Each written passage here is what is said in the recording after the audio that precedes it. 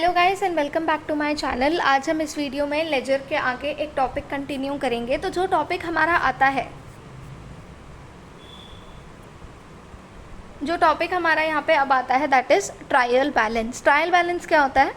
Balance sheet से पहले बनता है। It's not the balance sheet या फाइनल बुक्स हम बोल सकते हैं कंपनी की, पर इसमें हम सारी समरी एक तरीके से ट्रांजैक्शंस की रिकॉर्ड करते हैं और देखते हैं हमारा डेबिट और क्रेडिट साइड जो है सेम है या सेम नहीं है एक तरीके से। ठीक है, तो इसमें सारी हम नेसेसरी चीज़ें रिकॉर्ड करते हैं। लेजर के बाद इसको हम बनाते हैं। अभी तक हम क्या कर रहे थे, हम लेजर बना रहे थे, पर लेजर में हम बैलेंस नहीं निकाल रहे थे क्योंकि हमें बैलेंस आगे कहीं चाहिए नहीं था।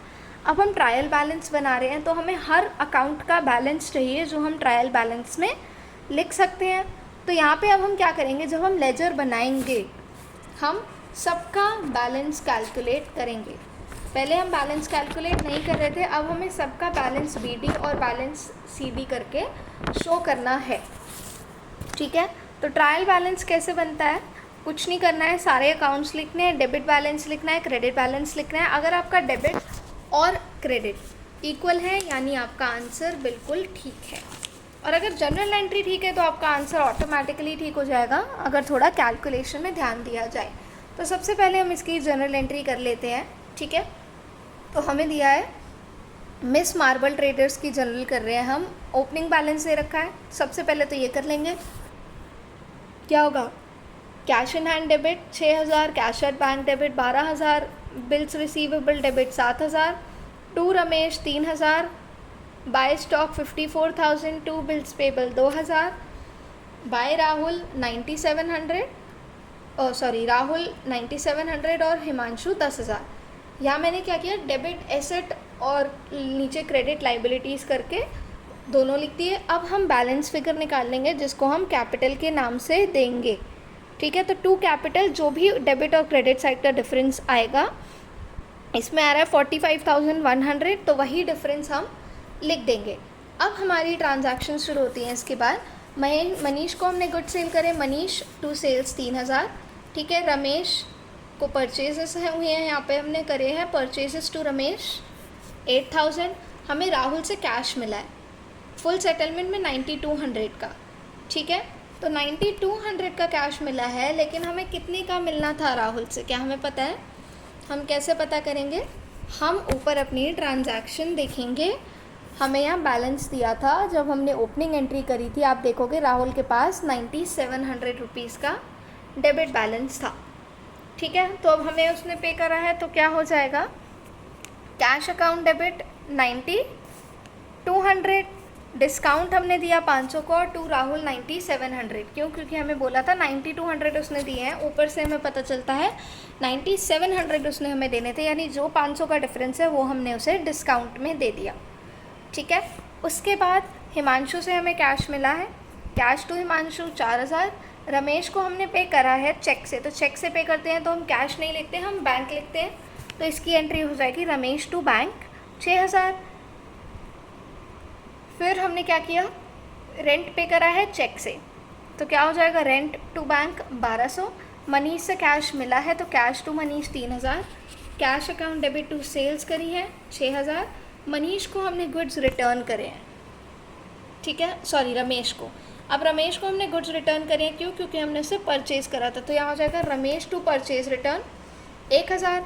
फिर हमने उसे पे करा है कैश में फुल सेटलमेंट का, डिस्काउंट मिला 3700 हमने पे करा है, 300 का हमें जो है डिस्काउंट मिल गया, तो उसकी ट्रांजैक्शन हो जाएगी Ramesh 4000, to cash 3700, to discount 300 rupees. ठीक है, उसके बाद हमने कौशल को गुड्स सेल करें, कौशल टू सेल्स 10,000। ठीक है, फिर हमने ट्रेड एक्सपेंसेस पे करें, trade expenses to cash 200, drawings to cash 1000, goods return करे हैं कुशल को, कुशल से भी हम कुशल ने हमें रिटर्न करे हैं, हमने कुशल को सेल करे थे, तो सेल्स रिटर्न टू कुशल 1200।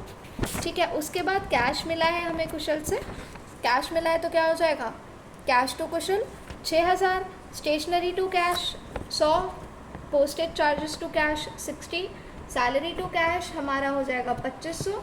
फिर शीतल ट्रेडर से हमने गुड्स खरीदे हैं, तो परचेजेस टू शीतल ट्रेडर्स 7,000 हो जाएगा हमारा। उसके बाद है सोल्ड करे हैं कीर्ति को, कीर्ति टू सेल्स हो जाएगा 6,000, और हमने हांडा ट्रेडर से भी गुड्स खरीदे हैं। परचेजेस करे हैं तो हमारी ट्रांजैक्शंस क्या हो जाएगी, परचेजेस टू हांडा ट्रेडर्स। अब हमें क्या करना है, ये देखो पहले तो हमारी जनरल एंट्री देख लो आप सबकी, ठीक है।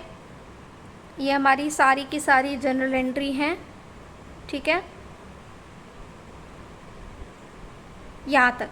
अब हमें क्या करना है, हमें सबके लेजर बनाने हैं। अब आप देख रहे हो इतनी सारी जनरल एंट्री हैं तो कितने लेजर बनेंगे, तो मैं एक बार बता दे रही हूँ लेजर किस किस के बनेंगे। आप एक बार सपोजिट चीज़ें लिख के बैलेंस कैलकुलेट करना है, सीडी करना है, और फिर बैलेंस ब्रॉट डाउन करके फाइनल बैलेंस नेक्स्ट ईयर का निकाल लेना है।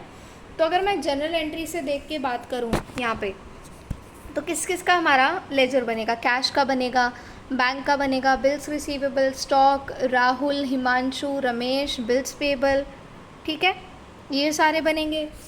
उसके बाद कैपिटल निकाली है आपने, तो क्या कैपिटल का बनेगा, बिल्कुल बनेगा, कैपिटल हमने निकाली है तो भी कैपिटल का बनेगा।